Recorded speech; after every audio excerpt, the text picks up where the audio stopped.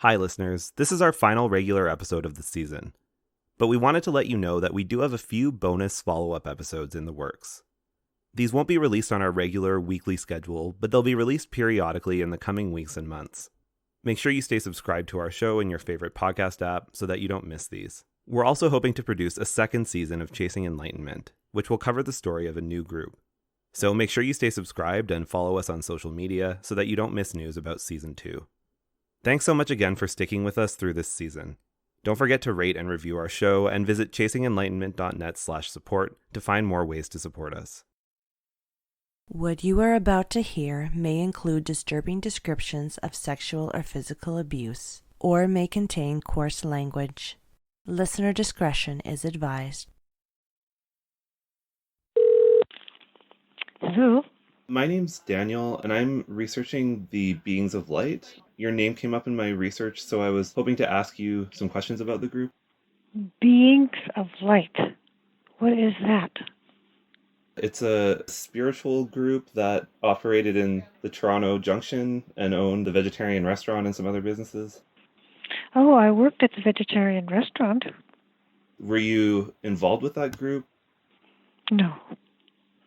I was just wondering what you might be able to tell me about the group that owned the restaurant that you worked for. Don't know. It must have been before my time or after my time or something. So like the beings of light or the students of light, that doesn't sound familiar to you? Not really. I mean, I'm not sure what it is doing with a restaurant. I don't know. Okay, thank you. Yeah, I was hoping you might know something about the group since you worked for the restaurant, but if not, I won't bother you anymore. Okay. So who did you say you are? During our research for this podcast, we tried many times to reach out to people who we believe are current members of the Students of Light. After countless emails, Facebook messages, and phone calls, we received very few responses, with many saying just enough to tell us that they weren't interested in talking. I really don't want to speak about things. It's so long ago things have happened, and I don't really want to talk to people about it. So I'm sorry, but I can't help you. I would suggest about whoever's talking, you talk to them and find more. I don't know. They seem to know. People seem to want to talk about it, but I don't. So anyway, that's all. I'm not going to say anything or do anything. So I have nothing more to say. I'm sorry. Sorry you wasted your call. Okay, thank you. Goodbye. At first, we wondered whether the group was still active, but we now have strong reason to believe that they are. For one thing, we've heard from a few former members that their loved ones are still involved. And searches of public records show that corporations associated with the group remain active in the province of Ontario, including corporations under which the group owns property in the Junction neighbourhood. The group has undergone some name changes since their founding as the Students of Light in the 1970s. Between the 80s and 2000s, we've heard them referred to as both the Beings of Light and the Bearers of Light. As far as we can tell, their most recent name change occurred in the 2000s, with the group now going by the Heart School of the Greater Reality. We've continued to refer to them under their original name, the Students of Light, for the sake of consistency and because it's a bit less of a mouthful. In this final regular episode of our show, we bring you to the present day. We attempt to piece together what we can about the group's recent history and current status. And you'll hear some final thoughts from former members as they look back on their time in the group and how it continues to affect their lives. This is Chasing Enlightenment, Episode 6, The Present.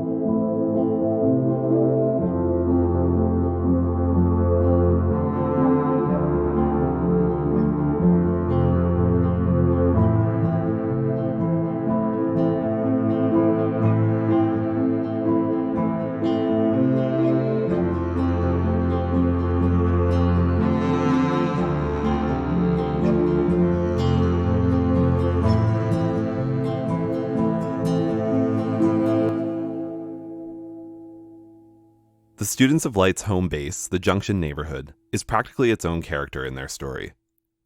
The group first bought various properties there in the 70s and 80s. At the time, the Junction was largely run down and economically stagnant, as a prohibition on alcohol sales prevented new businesses from opening. Given the state of the neighbourhood at the time, real estate would have been quite cheap. But between then and now, the value of the group's properties has likely skyrocketed. Their real estate investments must now be worth millions. The main businesses the group ran in the Junction were the Four Seasons health food store, the aptly named The Vegetarian Restaurant, and Soy City Foods, the soy foods production plant. Given the state of the Junction when these businesses opened, it's not a stretch to think that the group did some good by injecting the neighborhood with commercial activity. You last heard non-group member Genevieve Amaral in episode 5, recalling the children she knew from the group during her childhood in the Junction. Here she is again, recounting her memories of the group's businesses. One thing I will say is that it seemed everything seemed quite middle class or better. So it didn't seem, there was a bit of money. They weren't rich, but the shops weren't shabby at all, is my memory of it. Yeah, if anything, a little bit, I wouldn't say upscale, but like for the neighborhood in particular, the shops were a little bit, and restaurants and stuff were like on the upper end of sort of the class scale of the other things around. So like, for example, like on Dundas, when I was growing up at this time, there were like junk shops on Dundas with like just piled crap, like old broken washing machines and stuff, that was the nature of a lot of the businesses on that strip. And so their shops and things, I remember seeming nicer than some of the other stuff around. The group's main businesses all closed down by the 2000s. By then, John Hanas' health was in decline, and many longtime members were getting older and were no longer enthusiastic about operating these businesses. The Junction was also beginning a rapid evolution. After Prohibition was overturned in the year 2000, the Junction quickly became a busy, bustling neighborhood full of trendy bars, restaurants, and shops. Without the relative privacy they enjoyed prior to this, it makes sense that the group would scale back their more public enterprises. We mentioned in episode 1 that the Students of Light opened some of Toronto's very first vegetarian food businesses, long before vegetarian lifestyles were as trendy as they are today. And there is one sense in which the spirit of the group's vegetarian and health food enterprises lives on. Soul Cuisine, that's soul as in Spanish for sun, is a Toronto area company that manufactures frozen vegetarian food products, distributing them throughout Canada and internationally. Here's Dror Balshine, the company's president. And today we're the third largest plant-based food company in Canada, and we are the number one seller of veggie burgers in Canada. The roots of Soul Cuisine trace back in part to the Students of Light's Soy City Foods. In 2002, Soy City's managers approached Dror, who was running a vegetarian food distribution company. Soy City said they were looking to sell their company, and Dror saw an opportunity to branch out beyond distribution into manufacturing. So at the time, we were mostly contract manufacturing. We didn't have our own facility, so we were contract manufacturing everything. And so when the folks at Soy City were looking to make a change, one of the opportunities was to get into manufacturing. Although they didn't have very good or strong manufacturing equipment, they had a lot of experience in it. Soy City had fairly modest facilities and distribution networks, but Dror saw an opportunity to take over what they had and expand it. And, they had a good but limited, distribution and good name in the marketplace. Dror didn't know much about the group behind Soy City Foods or its spiritual elements, since he really just knew them on a professional level. His impressions of why they wanted to sell the business is consistent with our earlier remarks that, by the 2000s, the Students of Light were generally slowing down their commercial activities. The honest truth is I think they were just sort of tired, and they didn't have anybody that was willing to put more money in to kind of direct it. And manufacturing takes capital, and someone's got to take loans and things like that. And I think they just didn't have the human energy or the financial wherewithal to grow it. Dror acquired Soy City's manufacturing equipment and distribution networks, then closed up its physical location in the Junction and moved all manufacturing to the Toronto suburb Mississauga. Since 2002, the company and its products have vastly grown and evolved. To be clear, Soul Cuisine bears no direct affiliation with the Students of Light. Rather, it simply grew in part out of one of the group's more successful business ventures, which was sold by the group and taken over by Dror. Still, Dror thinks that part of the spirit of what the group was originally trying to do with Soy City and their innovative vegetarian businesses lives on in Soul Cuisine. I think that we maintain, and I think what they brought to the table was the desire to make products as natural and as healthy as possible for we call them soulmates today, our customers. And I think that we're still trying to create that connection with people that buy our products. Beyond its setting in the Junction, the most important element of the Students of Light's history are the people who formed and sustained the group. Its leader, John Hanas, and the hundreds of followers he both amassed and lost over multiple decades. You heard in episode 4 that John Hanas died in 2012, his physical body deteriorating, and, so we've heard, his mind deteriorating too. You'll recall that John married a woman named Joanne in the 1980s, after which Joanne closely assisted John with group leadership. Members of John's core group of followers apparently took close care of him in his final days, and it's safe to guess that Joanne would have been tending to him especially closely. By all accounts, the two had a deep bond and took care of one another throughout their marriage. Former members have told us that after John's death in 2012, Joanne largely took over the group. But her leadership would have been short-lived since she passed away herself within a few years, around 2014 or 15.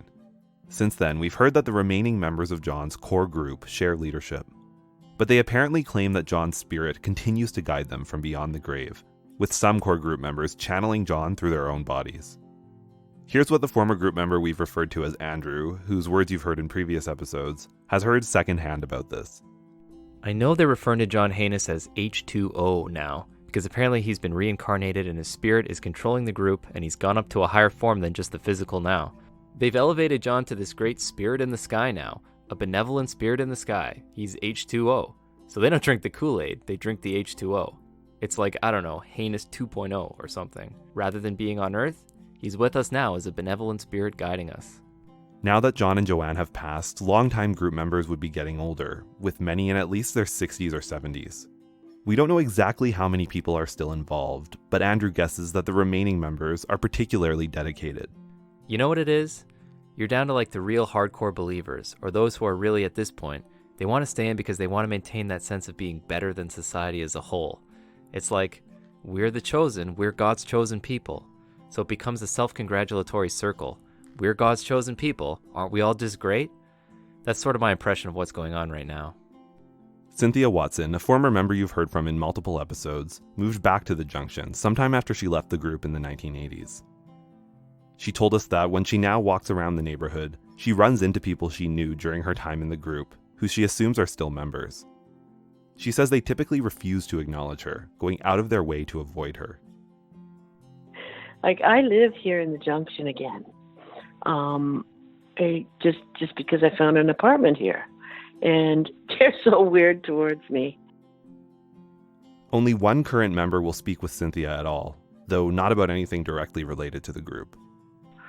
The one girl that I talk to, she doesn't tell me anything. And she's all full of the light, right? Still, Cynthia observes from afar many people who were once her friends. Her impression is that the group's numbers have dwindled. Like, I live here. I drive around all the time. Like, I'm out and about all the time. I see, like, the same 5 people. It's not like you see a lot of them. Having left the group decades ago herself, she now wonders how others could have stayed for so long.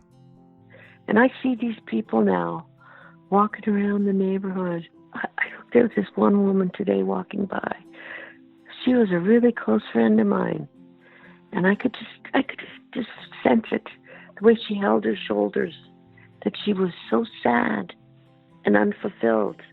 And yet she's got children and a dog and a family. But I can't even imagine that these people stayed here with that thing their whole lives. In speaking with former members who know a bit about what the group is like now, one impression we get is that in comparison with group life at its most intense in the 80s and 90s, things may now have mellowed out a bit. John used to instruct members to cut off most contact with the world outside the group, and he regulated romantic relationships within the group. But it seems rules like this have softened in recent years to some extent. At the same time, one former member who left fairly recently, but who asked to remain anonymous, told us that life in the group has slowly gotten more strict again after John's death. For some time in the 2000s, the group was more open to associating with outsiders. But they've apparently shifted back to being more secretive. We've also heard that their spiritual focus has shifted to some extent. The group has always blended elements of various religious traditions, of Christianity, of Eastern religions, and of New Age practices. But this former member told us that in recent years, the group has become much more Christian and fixated on the Bible. You'll recall that John preached that his followers had been Jesus' disciples in their past lives. Apparently, the group now takes this very seriously. As the chosen few that were especially close to Jesus, they see it as their mission to meditate and pray in order to prevent global catastrophes like famine and climate change. Our own attempts to contact current group members do suggest that they remain staunchly secretive. One particular instance of this stands out. Here are some clips from an attempt to contact someone we believe is currently a member. Hello? Hi, my name's Daniel, and I wanted to speak to you because I'm researching the beings of light, and I was hoping you could answer some questions for me about the group. Okay. I've been speaking to some people who used to be involved with the group, but most of them were from some time ago, and described more the history of the group. So I'm looking to talk to someone who can speak a bit more about kind of the current status of the group. I don't really have anything to say. It's so long ago, you know? Like, one thing I'm interested in is that there have been some really negative allegations about the group out there in public, and I'm hoping to find someone who can speak more positively about the group and maybe what the group thinks about these allegations. Have no clue who's speaking. Not interested, actually. It's up to people, whatever they want to say. So long ago now, things have happened. Sorry, but I can't help you. Could I ask you if you're still involved with the group? No, I'm not. Okay, so is it not a group that's active anymore, or could you tell me a bit about that? I have no clue. I have no clue. I'm sorry, but I have no clue. Upon listening to our recording of this call afterwards, we noticed something interesting. Early on, as I introduced myself, it sounded like the person on the other end quickly whispered something. I've been speaking to some people who used to be involved with the group, but most of them were from some time ago, and described more the history of the group. Intrigued, we isolated this brief bit of audio. Protection. As best as we can make out, the whispered word here is protection. Protection. We know that the students of light often prayed for the protection of the pure white light of the Christ, asking it to surround and protect them against dark forces. Our best guess is that this was an invocation meant to protect the group from our attempts to learn about them. Now, the group supposedly prides themselves on being a powerful force for good in the world, one founded by a great spiritual master and tasked with bringing humanity into a new age of enlightenment. If they are a legitimate spiritual organization, and if all the positive things they claim are true, it's not totally clear why members are so hesitant to tell their side of the story. If any current group members have been listening to this podcast, we hope that our many attempts to get in touch show that we're interested in airing your perspective. We'd appreciate hearing your side of any of the stories we've told, or just hearing more from you about what the group is up to now. Though this is our last regular episode, we'd love to do a follow-up devoted to sharing your perspective. You can find our contact information at chasingenlightenment.net. The backbone of this podcast has been the testimony of former students of light.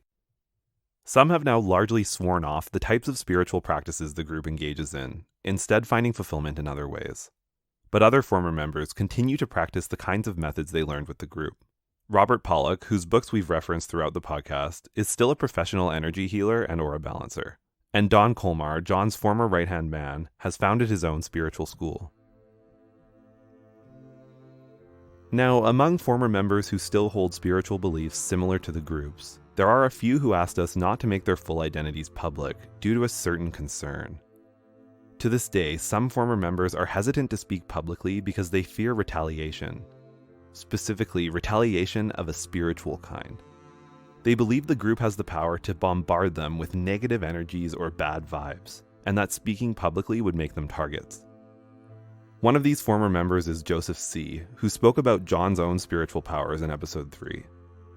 His concerns were the reason that we agreed not to use his full name on the podcast. These people are highly skilled and have a very well-developed intuition, okay? They have the ability to perceive, to receive, and to send impressions. If I were to create a picture of the energy behind this group, spiritual force, if you will, I'd have to paint a picture of liquid fire, real fire, but a friendly fire, okay? A friendly fire. A fire that heals, a fire that loves. But fire can also have an adverse side to it, okay? Yeah, that friendly fire can be used to protect oneself as well. Spiritual energies can be very strong, okay? And it's very, very real, Dan. It's very real. Never think for 1 minute, I'm just getting a little spooked out about this, spooked out about that. It's very real, okay? There's nothing made up about it.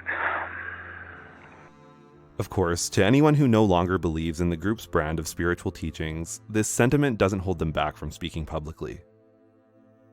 We asked Cynthia for her thoughts about another former member who told us she was worried about retaliation. Cynthia had strong words about this. Oh, that's crap. Oh, I know.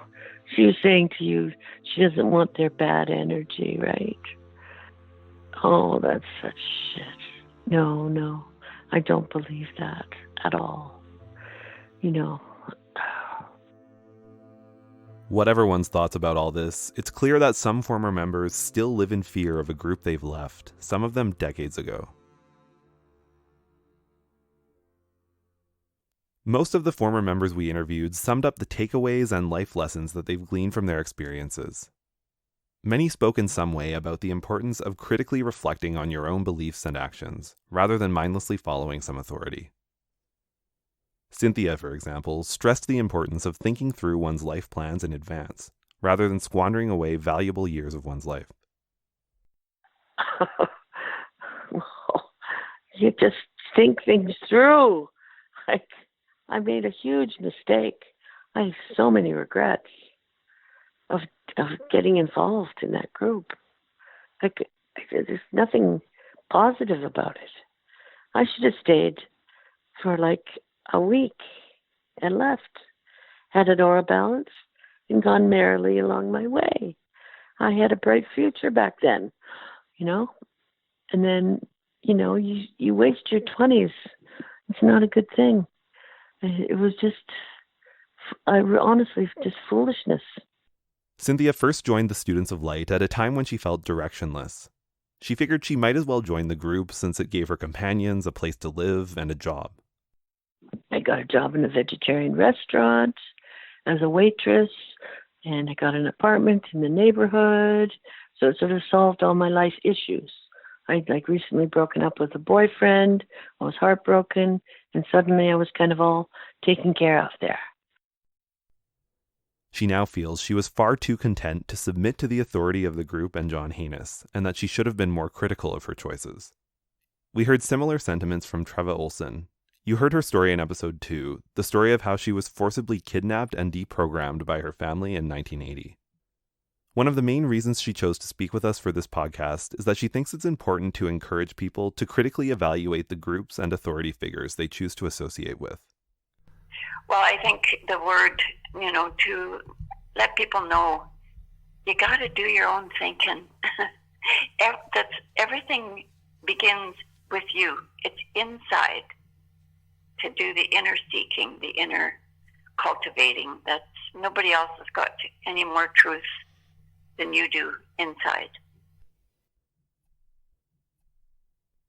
When people hear about groups like the Students of Light, one of the main questions that comes to mind is, are they a cult? Some former members claim that they are.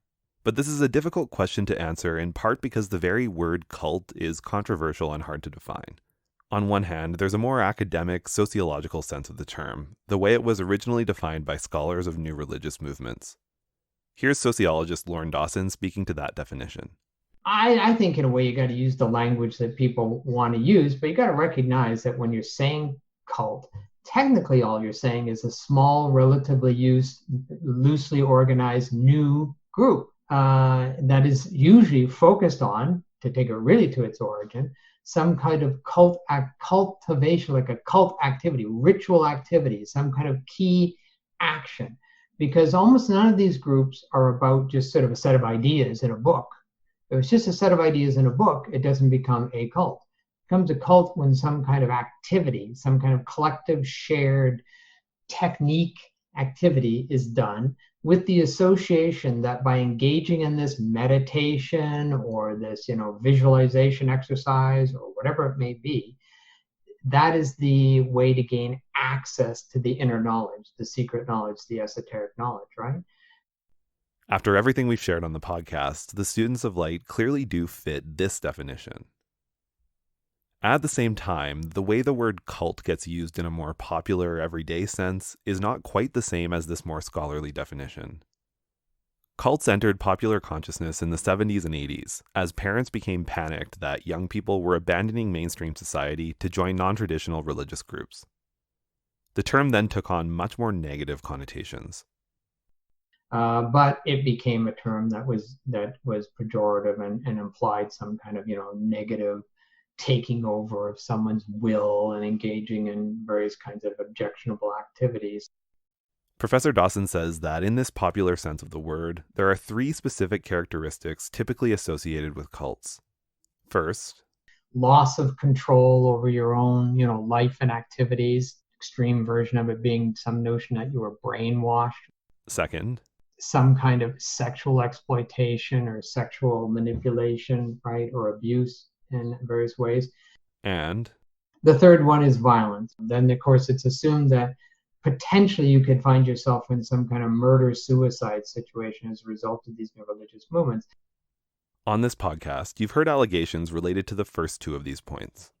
You've heard former members say that John Hanas exerted extreme control and manipulation, and you've heard accusations of sexual abuse against some of the group's leadership. But you've also heard that not every former member agrees with these allegations. Moreover, the third characteristic popularly associated with cults, that they're prone to violence and lead to mass murder-suicides, doesn't fit the students of light so well, at least not as far as we know. So, while the students of light may fit the more academic definition of cult that you heard earlier, they only partially fit the criteria stereotypically associated with cults in popular culture. In the end, perhaps the best we can do is simply try to document what we do know about the group, setting aside whether they fit some particular label like cult. So we'll wrap up this episode with some of the main things we've learned. We'll start with some positives. As we said earlier this episode, there are ways in which the group has been a productive part of its community in the Junction. They invested in a deteriorating neighborhood and opened many businesses there.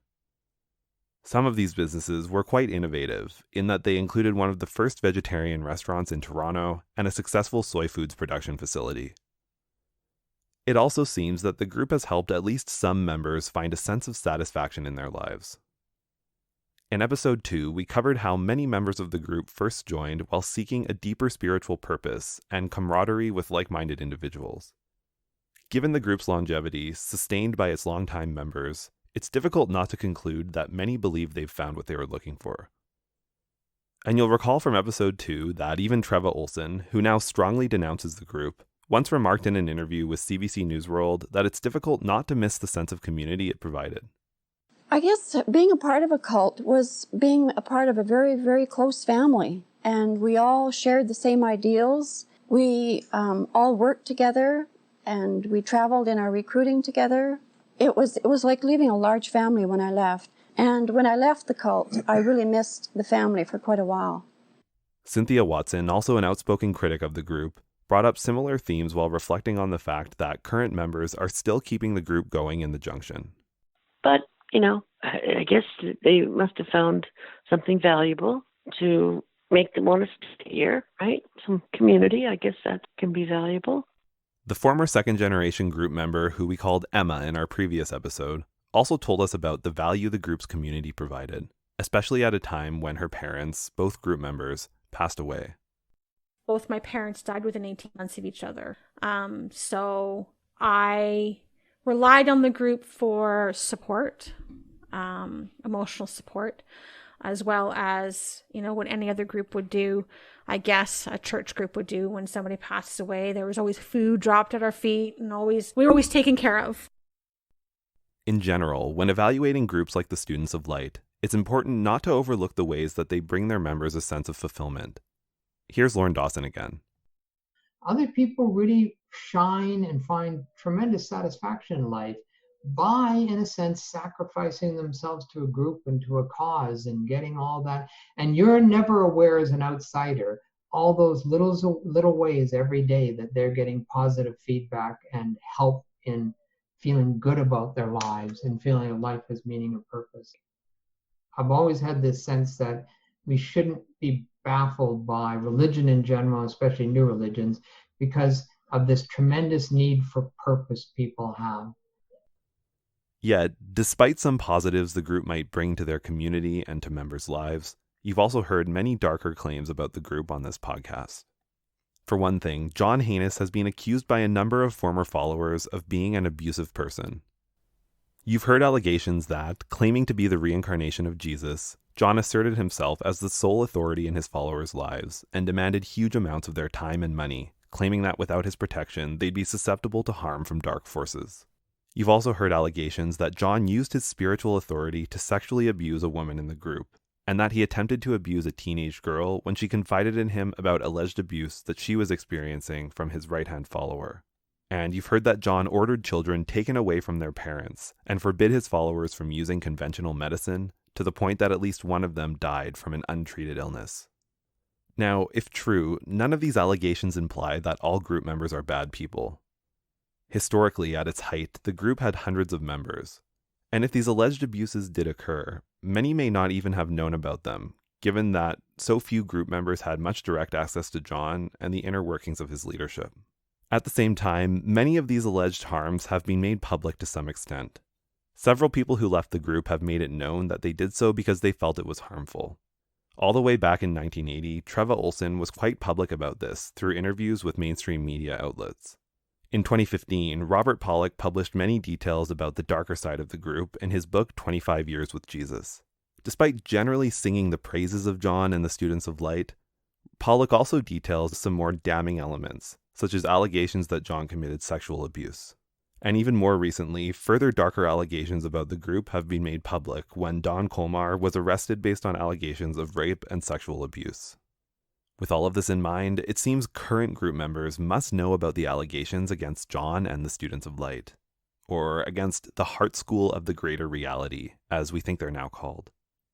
Despite this, the group continues to operate in a secretive way without publicly addressing these allegations.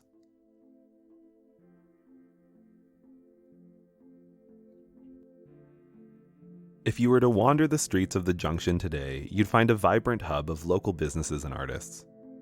But if you knew what to look for, you'd also find clues to the Junction's past as a run-down industrial neighborhood. The once vacant, boarded-up storefronts have undergone a transformation in recent years, but they retain marks of their history.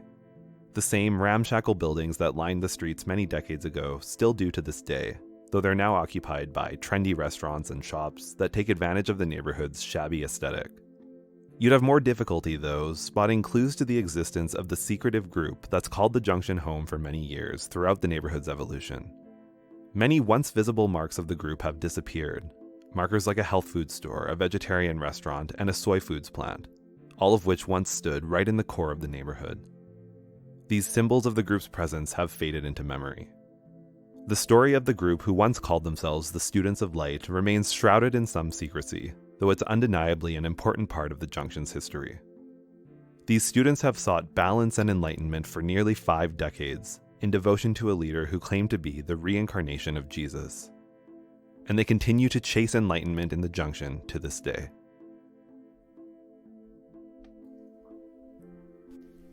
Chasing Enlightenment was written and narrated by Daniel Monroe. Audio production and editing by Carolyn Smiley. Additional research and voiceovers by Robert Monroe. Artwork and web design by Megan Hilario. Please rate, review, and subscribe wherever you listen. You can find more information about the show and ways to support us at chasingenlightenment.net. Contact us at chasingenlightenment@gmail.com. For mental health support in Canada, visit wellnesstogether.ca or text 686868 for immediate help. Those seeking to leave abusive relationships can visit endingviolencecanada.org.